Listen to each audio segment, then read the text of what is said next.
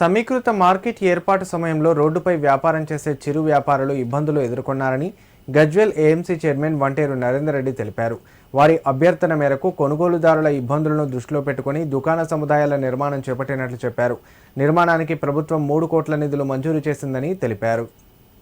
సిద్దిపేట జిల్లా గజ్వేల్ పట్టణంలోని సమీకృత కూరగాయల మార్కెట్ పరిసర ప్రాంతంలో అదనపు ఆదాయం సమకూర్చే లక్ష్యంతో 3 కోట్ల వ్యయంతో 28 దుకాణ సముదాయాల నిర్మాణ పనులను ఏఎంసీ చైర్మన్ వంటేరు నరేందర్ రెడ్డి ప్రారంభించారు.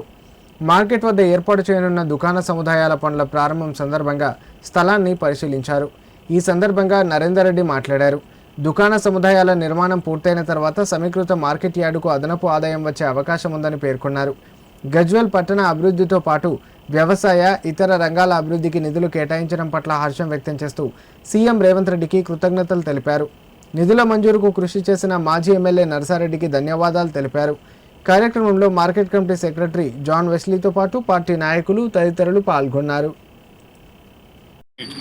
సమీకృత మార్కెట్లో చిన్న దుకాణదారుల గురించి దుకాణ సముదాయం ఈరోజు అంటే 5 నెలల కిందనే ప్రారంభోత్సవం చేసుకోవడం జరిగింది. శంకుస్థాపన టెక్నికల్ ప్రాబ్లంతో ఆగి ఇప్పుడు స్టార్ట్ అయింది. దీని ద్వారా ఇప్పుడు 28 షటర్లు మొత్తం 28 షటర్లు రోడ్ సైడ్ మొత్తం వచ్చి దుకాణదారులకు అందరికీ అనుకూలంగా వస్తుందని అందరి అభ్యర్థన మేరకు ముఖ్యంగా ప్రెస్ సోదరులు బాగా దీని మీద కోర్సు ఇవి కావాలి అది ఉంటే అందరికీ ఎక్కడికి వస్తుంది మార్కెట్కు. అలాగే దీని ద్వారా ముఖ్యంగా ఏమైందంటే కూరగాయల మార్కెట్ పెద్దగా అయిపోయింది. దాని మెయింటెనెన్స్ లేక దాంట్లో లోపలికి పోయి ఎవరు అమ్ముకుంటానికి సిద్ధం లేకుంటున్నారు.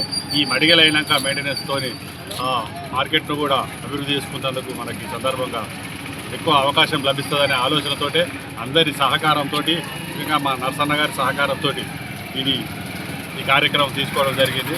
ఈ త్వరలోనే 3-4 మంత్స్లో 4 నెలల లోపటే పూర్తి చేసి అందరికీ అందుబాటులోకి తెస్తామని సందర్భంగా గుర్తు చేస్తాం.